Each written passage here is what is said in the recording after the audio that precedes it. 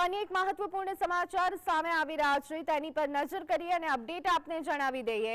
તો અમદાવાદમાં 147મી રથયાત્રાને લઈ અને તૈયારીઓનું ધમધમાટ જોવા મળી રહ્યું છે। રથયાત્રાના રૂટ પર પોલીસ દ્વારા રિહર્સલ કરવામાં આવી રહ્યું છે। રથયાત્રાને હવે ગણતરીના દિવસો બાકી છે ત્યારે તડામાર તૈયારીઓ શરૂ કરી દેવામાં આવી છે। અમદાવાદમાં 147મી રથયાત્રાને લઈ અને તૈયારીઓનું ધમધમાટ શરૂ થઈ ગયું છે। પોલીસ દ્વારા પેટ્રોલિંગ કરવામાં આવી રહ્યું છે તો થોડા દિવસ પહેલા કહી શકાય કે હેલિકોપ્ટર દ્વારા પણ સમગ્ર નિરીક્ષણ કરવામાં આવ્યું હતું ત્યારે 147મી રથયાત્રાને લઈ અને તૈયારીઓનું ધમધમાટ તમામ જગ્યાએ ચેકિંગ હાથ ધરવામાં આવ્યું છે।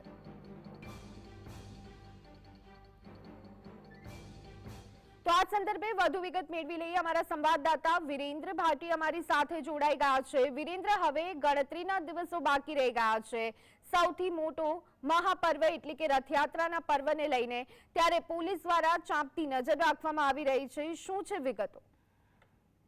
બિલકુલથી ધ્વનિ કે અમદાવાદની અંદર જે ભગવાન જગન્નાથજીની 147મી જે રથયાત્રા નીકળવાની છે તેને લઈને સૌથી મોટી જે જવાબદારી હોય છે તે શહેર પોલીસ ઉપર રહેતી હોય છે અને શહેર પોલીસ દ્વારા તમામ પ્રકારની જે બંદોબસ્ત હોય, રિહર્સલ હોય તે તમામ પ્રકારની તૈયારીઓ કરી લેવામાં આવી છે। પહેલા તો તે સીધા દ્રશ્યો બતાવવા માંગીએ છીએ કે હાલ જીએસટીવીની ટીમ જે જગન્નાથ મંદિર છે ત્યાં જમાલપુર ખાતે ઉપસ્થિત છે અને તમામ ઉચ્ચ અધિકારીઓથી લઈને પોલીસ કર્મીઓથી તમામ લોકો હાલ હાજર છે અને તમામ જે 15,000થી વધુ જે પોલીસ કર્મીઓ છે તેમની સાથે આજે શહેર પોલીસ કમિશનર દ્વારા જે રિહર્સલ યોજાવાનું છે તેની તાળામાર તૈયારીઓ, બંદોબસ્તની તૈયારીઓ,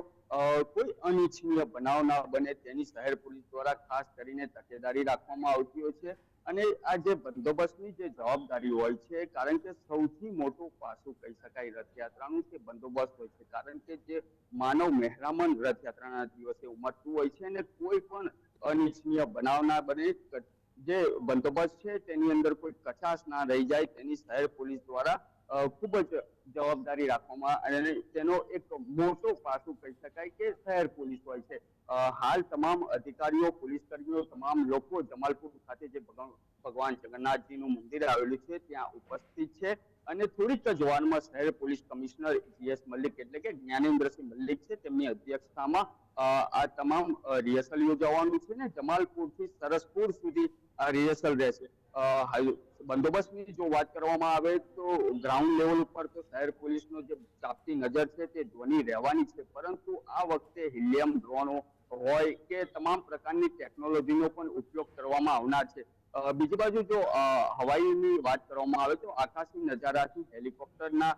દ્વારા પણ જે હથિયારબંધ જવાનો છે તે હેલિકોપ્ટરમાં રહેનાર છે અને સમગ્ર રૂટ ઉપર તેમના દ્વારા ચાંપતી નજર રાખવામાં આવશે, કારણ કે જે કોટ વિસ્તાર છે તેની અંદર, સંવેદનશીલ વિસ્તાર છે તેની અંદર તમામ પ્રકારની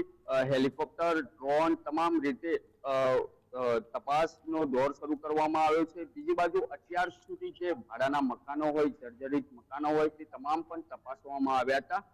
શહેર પોલીસ દ્વારા એક કંટ્રોલ રૂમ પણ સીસીટીવીનો તૈયાર કરવામાં આવ્યો છે, તેની અંદર તમામ પ્રકારની ઝીણવટભરી તપાસ કરવામાં આવી છે અને સાઈબાગ ખાતે જે નવી શહેર પોલીસ કમિશનરની કચેરી બની રહી છે તેની અંદર એક કંટ્રોલ રૂમ બનાવ્યો છે। તો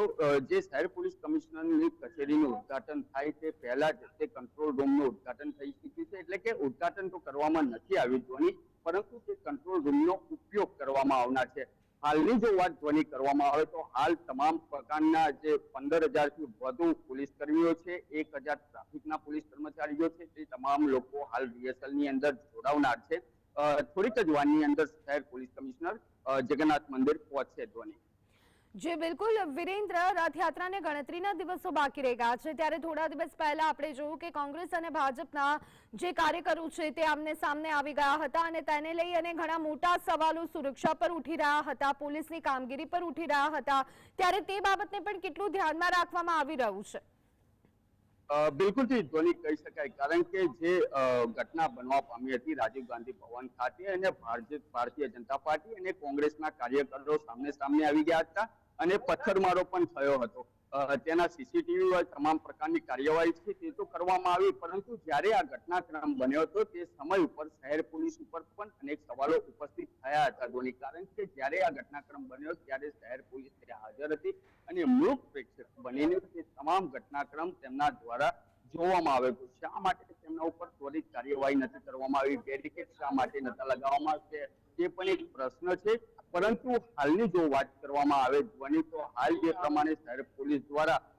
તમામ પ્રકારની જે તૈયારીઓ તો કરી લેવામાં આવી છે, પરંતુ શહેરની અંદર જો બીજી પણ વાત કરવામાં આવે તો અવારનવાર એટલે કે છાસવારે અનેક હત્યાની ઘટનાઓ, લૂંટની ઘટનાઓ પણ બનતી હોય છે. તેની ઉપર નજર રાખવી જરૂર છે, કારણ કે રથયાત્રાને જે આ ગણતરીના દિવસો બાકી છે તેની અંદર ગત સપ્તાહ ઉપર જ અનેક હત્યાઓના કિસ્સા સામે આવ્યા હતા. પરંતુ જ્યારે પોલીસ કમિશનર હોય, શહેર પોલીસ હોય, તેમના દ્વારા જે આ બંદોબસ્તની વાત કરવામાં આવી રહી છે, તો તેની સાથે સાથે શહેરની અંદર પણ કોઈ અનિચ્છનીય બનાવ ના બને તેની પણ તકેદારી રાખવી ખૂબ જરૂરી છે. જે હાલ રથયાત્રાના રૂટ ઉપર જે બંદોબસ્તની વાત કરવામાં આવતી હોય છે, તો તે તમામ જગ્યાઓ પર બંદોબસ્ત ખડકી દેવામાં આવે છે, પરંતુ શહેરની અંદર બીજી કોઈ જગ્યાઓ પર અનિચ્છનીય ના બનાવ બને તેની પણ તકેદારી રાખે તો ખૂબ જરૂરી છે. જી આભાર વિરેન્દ્ર, અમારી સાથે જોડાવા બદલ અને સમગ્ર માહિતી આપવા